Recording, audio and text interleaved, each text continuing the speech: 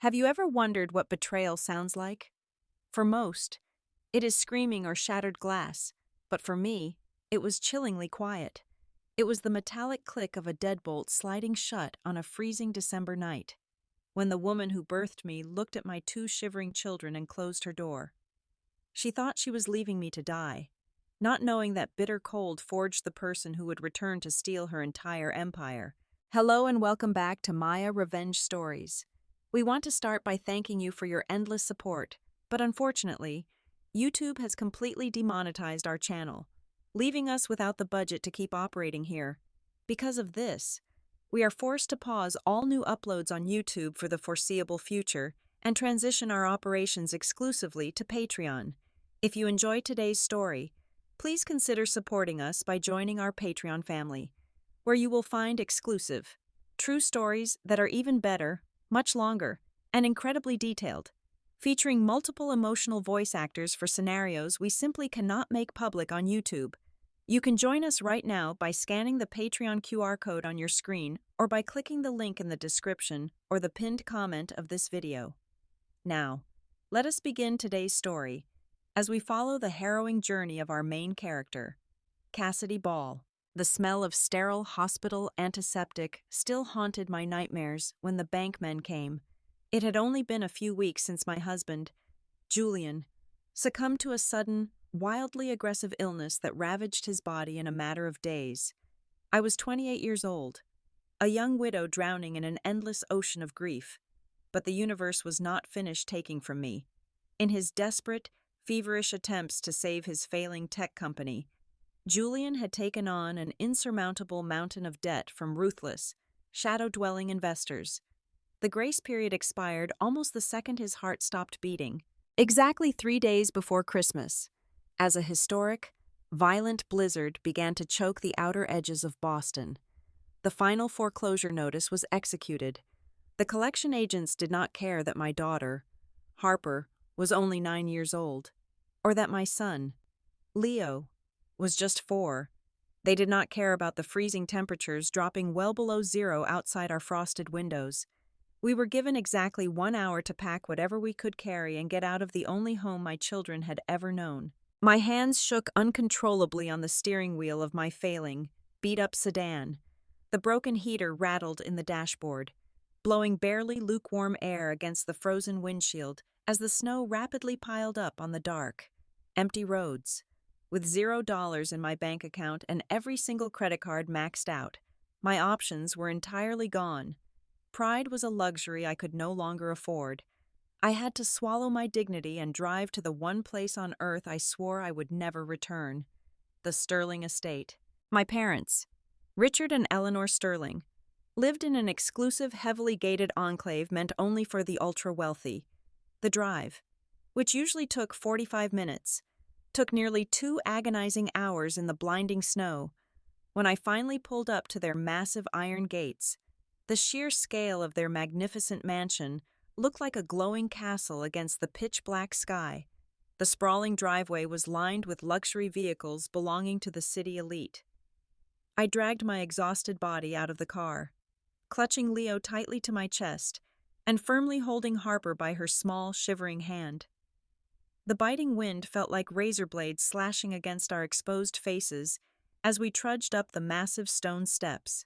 I raised a heavy, freezing fist and knocked on the towering oak door. A few agonizing moments later, it swung open, releasing a wave of glorious, intoxicating warmth. The scent of roasted meats, expensive perfume, and holiday cinnamon spilled into the freezing night. Behind the grand threshold, I could hear the soft, elegant swell of a live string quartet and the muted laughter of high society guests enjoying a lavish holiday party. Standing in the doorway was my mother, Eleanor. She wore a stunning, emerald green evening gown, her neck dripping with heavy diamonds that caught the golden light of the massive crystal chandelier behind her. Her flawless makeup did not twitch. Her eyes, cold and heavily assessing, swept over my tattered coat, over Harper chattering her teeth, and over little Leo, who was burying his face into my frozen shoulder to hide from the wind. There was no motherly gasp of concern, no outstretched arms to pull her freezing, desperate grandchildren into the safety of the heat. Instead, Eleanor leveled a gaze at me that was colder than the deadly blizzard at my back. "There is no room for them here," she said, her voice completely devoid of emotion. "You can stay alone." My brain struggled to process the sheer cruelty of those words. "Mom, please," I choked out, my voice cracking under the weight of the freezing air and my own utter despair. "It is a blizzard out here. The roads are closing. We have nowhere else to go. Just let the kids sleep in the basement, or the garage. Anywhere, just for tonight." Eleanor did not blink. She looked at Harper, then back to me, her jaw setting into a hard, forgiving line of pure disgust. Without another word, she stepped back into her golden foyer. The heavy oak door slammed shut. Then came the sound. It was not a scream. It was not the dramatic crash of breaking glass. It was the sharp, metallic snap of the heavy deadbolt locking into place. In the dead, icy silence of that raging storm, that tiny click echoed like a gunshot in my skull. It was the sound of my mother choosing her pristine reputation and her holiday party over the very survival of my children.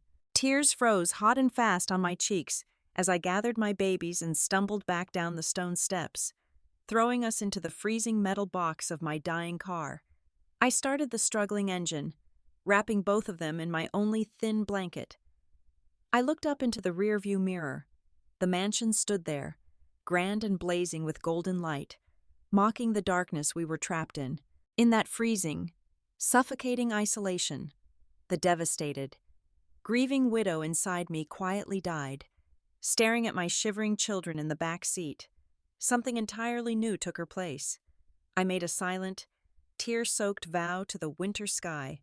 I would never, as long as I drew breath, allow my children to be discarded like garbage again, and I would absolutely never let Eleanor Sterling sleep in peace. She thought the cold would destroy me, but she had just handed me the very ice I would use to build her absolute ruin.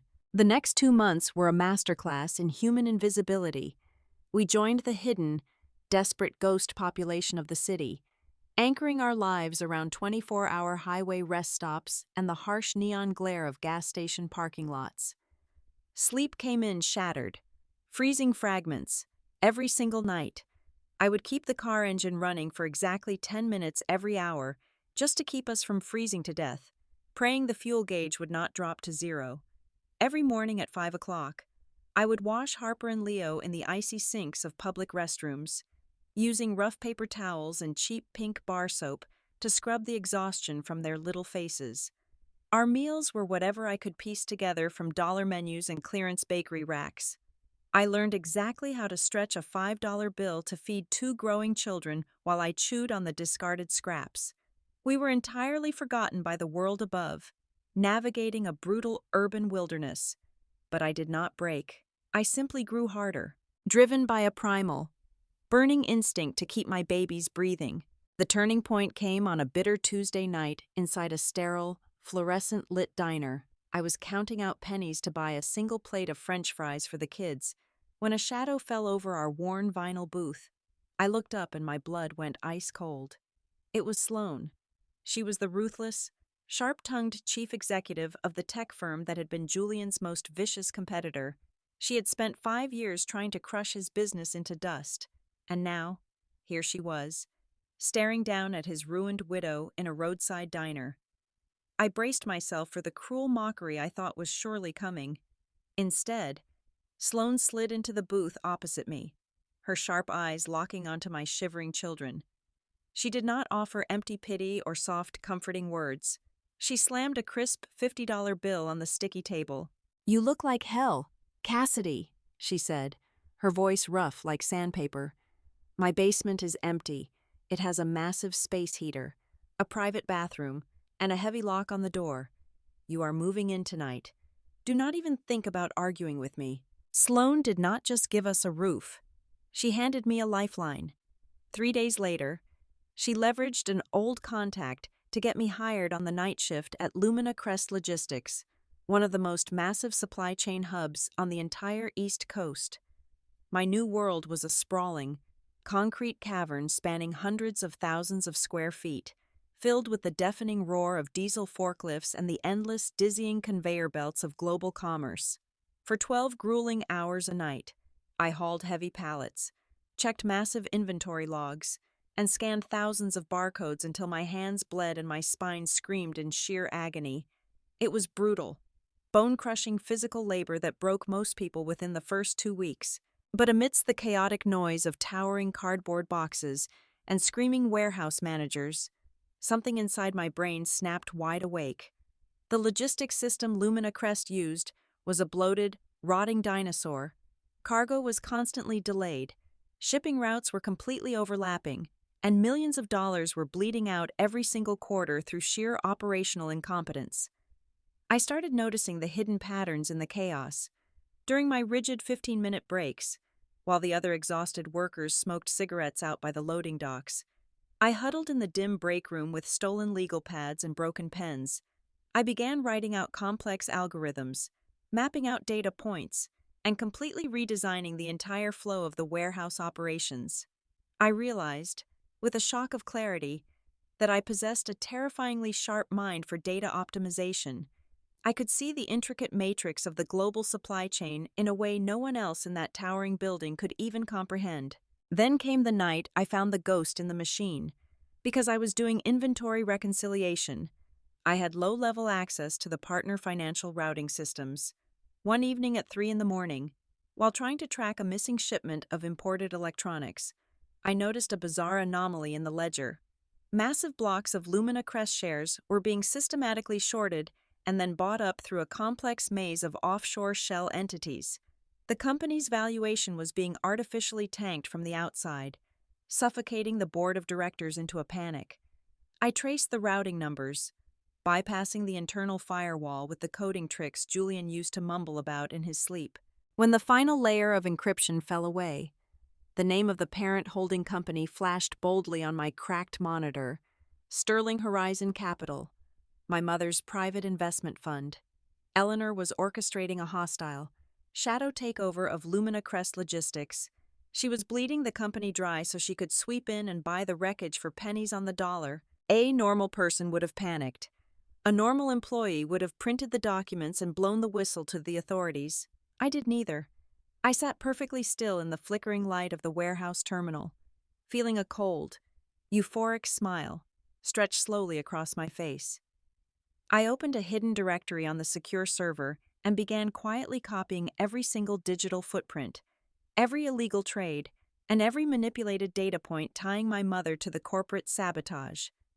I buried my own genius deep underground, playing the role of the exhausted, invisible warehouse laborer by day, while secretly building a digital guillotine by night.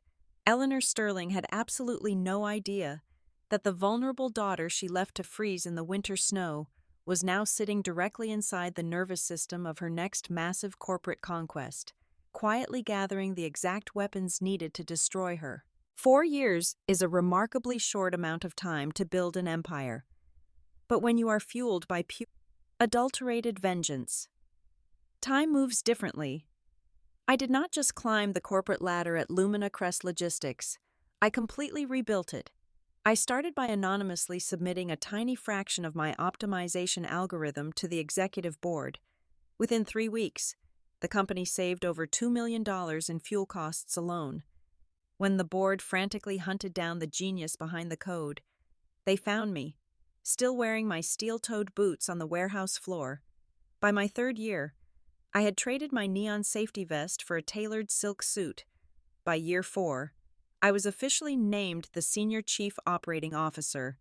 I held the entire supply chain of the Eastern Seaboard in the palm of my hand. My world outside the glass walls of the boardroom was completely dedicated to Harper and Leo. Harper was now 13 years old, brilliant and fiercely protective of her younger brother, while 8-year-old Leo was a whirlwind of joy who loved painting and building intricate model airplanes. We lived in a beautiful, sunlit home wrapped in a secure, private neighborhood. Their laughter filled the massive living room every single evening. I had built a fortress of warmth and absolute safety for them, ensuring they never felt the biting cold of the world again.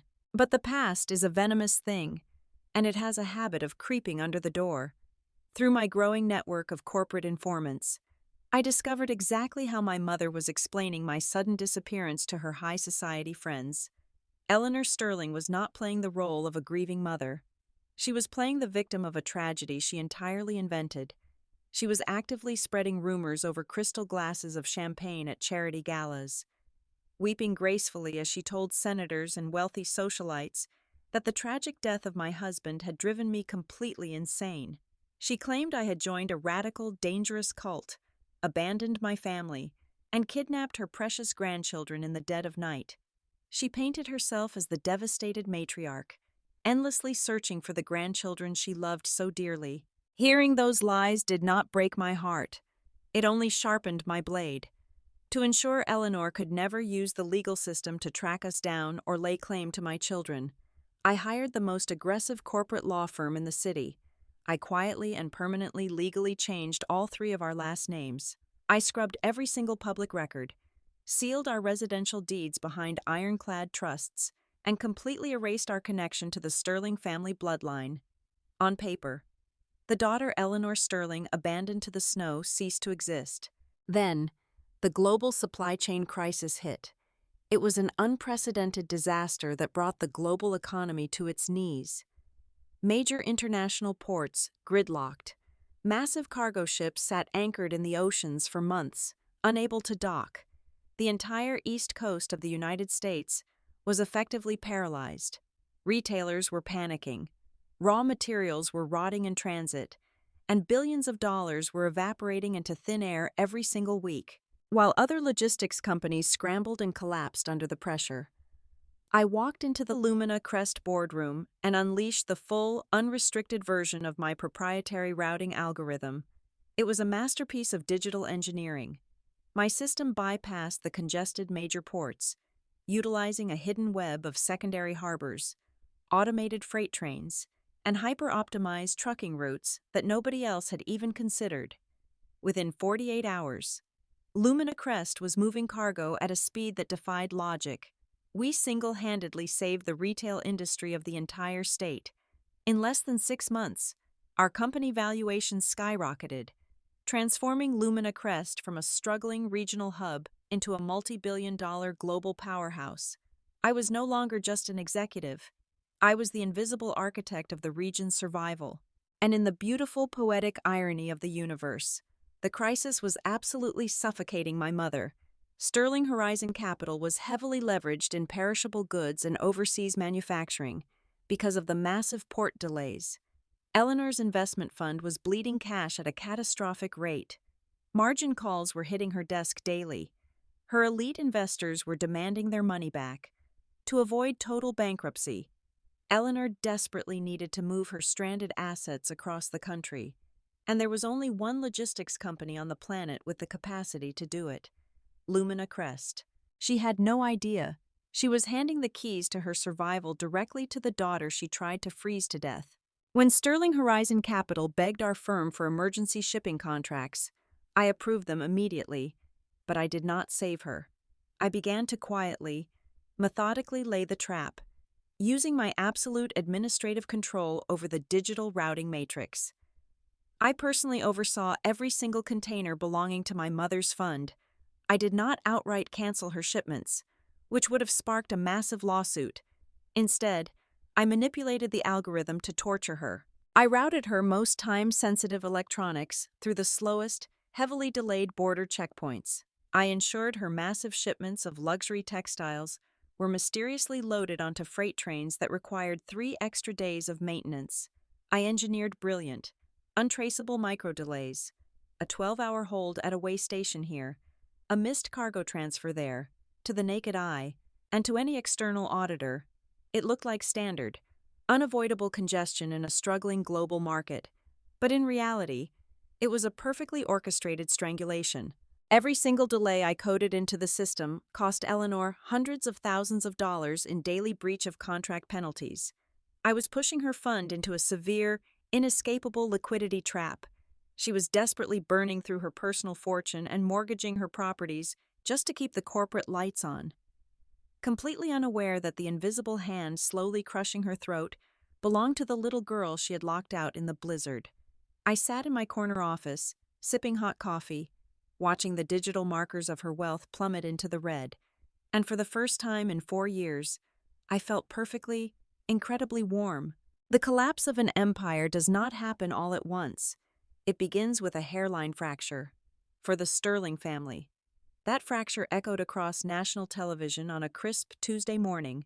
I stood in my executive suite, a cup of black coffee in my hand, watching the glowing screen of the news network with absolute, quiet fascination.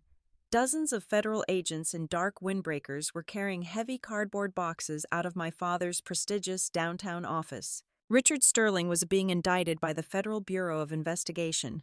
The charges were staggering. In a frantic, sloppy attempt to cover the massive financial black holes my algorithm had ripped into their portfolio, Richard had quietly embezzled millions of dollars from the employee pension funds he managed. He had desperately siphoned the retirement savings of hundreds of working-class people, funneling the cash into Sterling Horizon Capital to meet their brutal margin calls. It was a pathetic, fatal mistake. The federal authorities froze every single one of his personal accounts before lunch. The psychological pressure on Eleanor must have been suffocating. For my mother, public humiliation was a fate far worse than death. With Richard facing decades in federal prison, the banks immediately moved to seize their remaining assets, including the crown jewel of her vanity, the Sterling estate. Cornered animals are notoriously dangerous, and Eleanor was no exception. Stripped of her wealth and staring down the barrel of total ruin, she resorted to the lowest form of corporate warfare: extortion. On a gloomy Thursday afternoon, the board of directors at Lumina Crest Logistics received a highly classified, heavily encrypted digital package. Eleanor had manufactured a brilliant, completely fabricated portfolio of forged documents. The files falsely indicated that Lumina Crest had engaged in massive, illegal price-fixing and deliberate corporate sabotage against its competitors. Her accompanying letter was dripping with arrogance. She demanded a permanent, zero-cost, exclusive shipping contract for Sterling Horizon Capital, effectively giving her free rein over our network to save her sinking ship. If we refused, she threatened to release the fabricated files to the Federal Trade Commission and the national press, creating a scandal that would crash our stock overnight. The board members were older, cautious men. They panicked at the mere thought of a public relations nightmare. But I did not panic. I sat at the head of the long mahogany table, radiating an aura of absolute ice. I told the board I would personally handle the extortionist. I demanded full, unrestricted authority to negotiate with Sterling Horizon Capital and finalize the dispute. Relieved to pass the burden, they unanimously voted to give me the power of a corporate executioner. But I needed to know exactly how desperate my mother truly was. I locked myself in my office, pulled down the blinds, and dove directly into the raw data streams of her network. I bypassed the security protocols of her crumbling firm one last time, hunting for the exact origin of Richard's embezzlement. That is when I found the phantom ledger. It was the plot twist that made the hair on my arm stand up. Richard was not the criminal mastermind. He was the terrified cleanup crew. The documents the federal agents found were actually a clumsy smokescreen designed to hide a much darker, much deeper truth. For the past 10 years, Eleanor Sterling had been the silent architect of a colossal money laundering syndicate. She had been washing tens of millions of dollars in illicit cash for offshore organizations, funneling the dirty money through her supposedly legitimate investment fund using thousands of fake transactions. My algorithm had not just caused her to lose money, it had frozen the exact liquid assets she needed to pay back very dangerous, very violent people. Richard only stole the pension funds to stop his wife from being targeted by the syndicates. Eleanor was the true monster, and now I had her completely and entirely exposed. Through my data systems, I compiled an unbreakable chain of evidence. I downloaded every single encrypted email, every offshore wire transfer, and every fake shell company signature with her name on it. I built a digital powerful enough to send my mother to a maximum security federal penitentiary for the rest of her natural life. I saved the entire dossier onto a single, sleek silver flash drive, I held her actual life in the palm of my hand. All it would take was one press of a button to send it to the federal prosecutors. I did not want to do it from a distance. I wanted to look her in the eyes when her world ended. I instructed my legal team to set the final negotiation. The meeting was scheduled for 3 o'clock in the afternoon on the 50th floor of the tallest financial tower in Boston. It was a glass-walled fortress in the clouds, designed to make anyone who entered feel incredibly small. Eleanor accepted the invitation immediately, believing her forged documents had terrified the anonymous executives into surrendering. She was walking straight into the slaughterhouse, armed with a plastic knife, completely unaware of the apex predator waiting in the absolute silence of the boardroom. The glass walls of the 50th floor boardroom offered a breathtaking, panoramic view of the Boston skyline, but inside, the air was as sterile and unforgiving as an operating room. It was exactly 3 o'clock in the afternoon. I sat completely alone at the head of the massive obsidian table. I wore a tailored charcoal suit, my posture perfectly straight, my hands folded calmly over a single, sleek leather folder. The silence in the room was absolute. I had waited 4 agonizing years for this exact moment, meticulously building a corporate guillotine in the dark, and now, the blade was finally ready to drop. The heavy mahogany doors swung open. Eleanor Sterling walked in. She was draped in a stunning black silk designer suit, her chin tilted up in a practiced, arrogant angle of supreme superiority. She clutched a luxury leather briefcase, her heels clicking sharply against the polished marble floor. She was practically vibrating with the haughty certainty that she was about to blackmail a room full of terrified executives into absolute submission. She barked a sharp order to her assistant to wait in the hallway and firmly closed the doors behind her. She turned around, pasting a venomous, triumphant smile on her face, ready to deliver her demands. But when her gaze finally landed on the senior chief operating officer of Lumina Crest Logistics, time simply stopped. The blood completely drained from Eleanor's perfectly contoured face. Her eyes widened in a horror so profound, so intensely shocking, it looked as if she had just watched a ghost rise from the freezing concrete. Her grip entirely failed. The heavy designer briefcase slipped from her manicured fingers and crashed onto the floor, scattering a few useless papers across the marble. "Cassidy," she whispered, her voice a hollow, trembling gasp of air. "Take a seat, Mrs. Sterling," I said. My voice was perfectly flat, completely devoid of a single ounce of warmth, hesitation, or recognition. I did not flinch. I did not smile. I did not call her mother.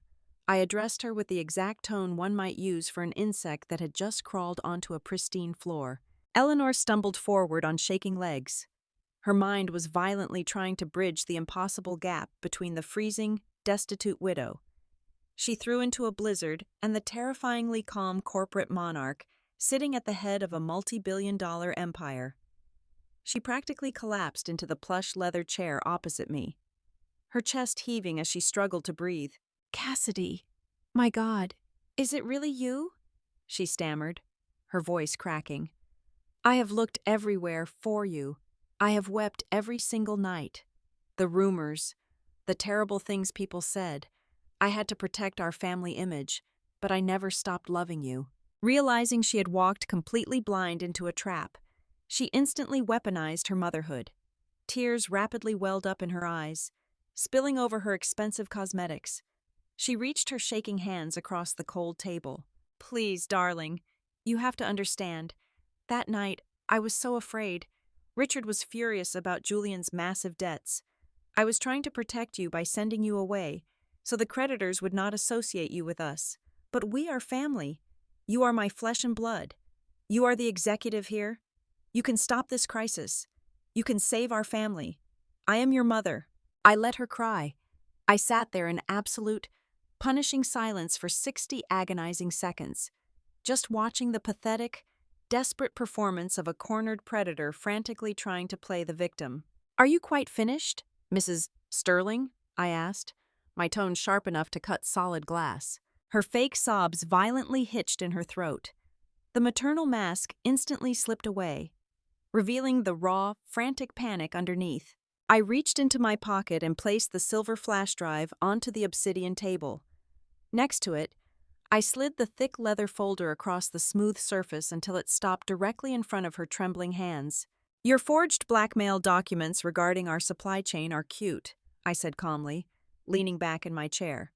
"But this folder contains the exact offshore routing numbers, the encrypted emails, and the digital signatures proving you have been secretly laundering tens of millions of dollars for criminal syndicates over the last 10 years. My algorithms tracked every single dirty penny you washed. The federal agents are currently tearing your husband apart for stealing pension funds. But we both know he only did that to pay back the violent men you owe money to, because my routing matrix completely destroyed your liquid assets." Eleanor stared down at the printed pages inside the open folder. Her jaw trembled so violently, her teeth audibly clicked together. She could not speak. The breath was entirely knocked out of her lungs. "I hold your entire life in this room," I continued, leaning forward slightly, locking my cold eyes directly onto hers. "If I press one button on my keyboard, federal prosecutors will have this entire dossier in exactly 3 seconds. You will not just lose your precious mansion. You will spend the rest of your natural life rotting in a maximum security federal penitentiary." "Cassidy, no," she choked out, practically choking on her own saliva. "You cannot do this. Please, I am your mother."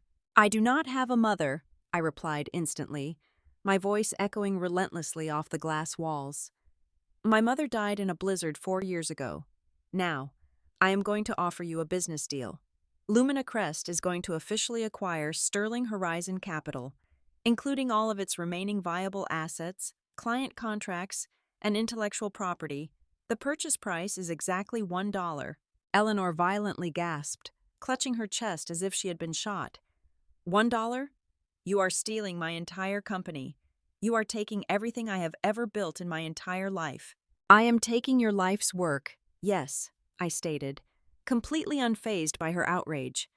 "In exchange, I will keep this flash drive out of the hands of the federal authorities. You will avoid federal prison. But there is a mandatory, non-negotiable condition. You will sign the absolute surrender documents in front of me right now. You will forfeit 100% of your corporate shares. You will step down permanently from every single executive board you sit on. You will accept total, permanent exile from the business elite. You will lose your immense wealth, your power, and the high society reputation you love so much more than your own grandchildren." Eleanor began to hyperventilate. She looked wildly around the massive, empty room, frantically searching for a savior that simply did not exist. She looked at the heavy mahogany doors, then down at the devastating legal papers, and finally back at my face. She searched my eyes for any trace of the desperate daughter who had begged her for a warm basement 4 years ago. She found absolutely nothing. There was no mercy in my gaze. There was only the terrifying, silent reflection of the heavy deadbolt sliding shut. "Sign it," I commanded, sliding a heavy gold pen across the obsidian table.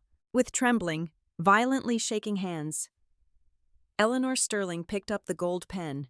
She let out a guttural, pathetic sob that echoed pitifully in the vast, empty room. Slowly, agonizingly, she pressed the golden tip to the heavy paper. She signed her perfectly manicured name on the dotted line, officially signing away her entire empire for a single, pathetic dollar. She had once traded her own flesh and blood for power, and now, with a few strokes of a pen, I had stripped it all away, leaving her with absolutely nothing but the crushing weight of her own ruin. 6 months passed in the blink of an eye. As I had promised, the federal prosecutors never received the flash drive containing the money laundering evidence. Eleanor escaped the federal indictment, but the fallout from Richard's massive embezzlement trial left their lives entirely in ashes. Richard was sentenced to 15 years in a federal penitentiary, stripped of her wealth and permanently blacklisted from the elite circles she once ruled. Eleanor watched helplessly as the bank officially foreclosed on the Grand Sterling estate. Her wealthy friends evaporated overnight. It was a brutally cold night in late December, exactly 4 years to the day since I was thrown out into the snow, when a massive blizzard rolled into the suburbs. The wind howled through the trees. piling thick sheets of ice against the windows of my new, beautiful home. I was in the living room, pouring a mug of hot chocolate for Harper and Leo, when I heard a faint, desperate knocking at the front door. I walked into the foyer and pulled open the heavy wooden door. A freezing gust of wind swept into the warm house. Standing on my snow-covered porch, shivering violently in a cheap, thin coat, was Eleanor. She looked entirely broken. The arrogant queen of high society was gone, replaced by a frail, destitute woman with absolutely nowhere left to go. She looked past my shoulder, her tear-filled eyes catching a glimpse of the glowing fireplace and my two beautiful children laughing on the rug. Harper and Leo briefly glanced at the front door, but they quickly turned back to their game. They did not even recognize the strange, freezing woman standing in the storm. She was a complete stranger to them. "Cassidy," Eleanor wept, her voice trembling violently against the freezing wind. "Please, I have absolutely nothing left. The banks took the mansion. Everyone abandoned me. I am so cold. Just give me a small room, a corner in the basement. Just let me stay here for my final years. I am begging you." I stood perfectly still in the warm glow of my foyer, looking at the woman who gave birth to me. I felt no anger. I felt no pity. I felt absolutely nothing. "The bank did not just take the Sterling estate," I said softly, my voice calm and completely steady. "It was purchased at the foreclosure auction by an anonymous holding company. I own that holding company, Eleanor, but I did not buy your beautiful mansion to live in it." Eleanor stared at me, her freezing breath hanging in the icy air, her eyes wide with shock. "I gutted it," I continued, offering her a sad but incredibly proud smile. "I tore out the crystal chandeliers and the grand ballroom. I converted the entire estate into a fully funded, permanent shelter for homeless single mothers, women who actually know how to love their children, women who would freeze to death before letting their babies sleep in a car." Eleanor let out a sharp, devastated gasp, clutching her chest as the final, crushing weight of her reality settled over her. "There are dozens of warm rooms at that mansion now for people who actually need them," I said, looking her directly in her terrified eyes. "But here? There is no room for you. You can stay out there alone." I did not wait for her to scream or drop to her knees. I gently pushed the heavy door shut. Then, I reached up and slowly turned the lock.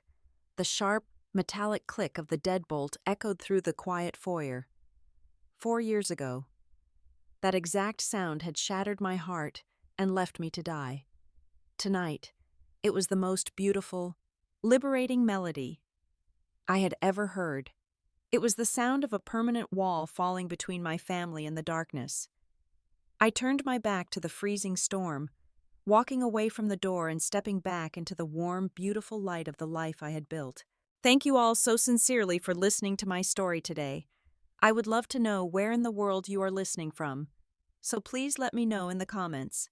If you found today's story engaging, please remember that YouTube has completely demonetized our channel, leaving us without the budget to keep operating here.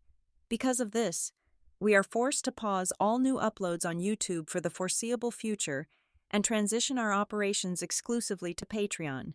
Please help us keep going by joining the Maya Revenge Stories Patreon family. There, you can listen to our very best, exclusive, true, and incredibly long stories that we simply cannot make public on YouTube. You can join by scanning the Patreon QR code on your screen right now, or by clicking the link in the description or the pinned comment of this video. Thank you for being the best audience in the world.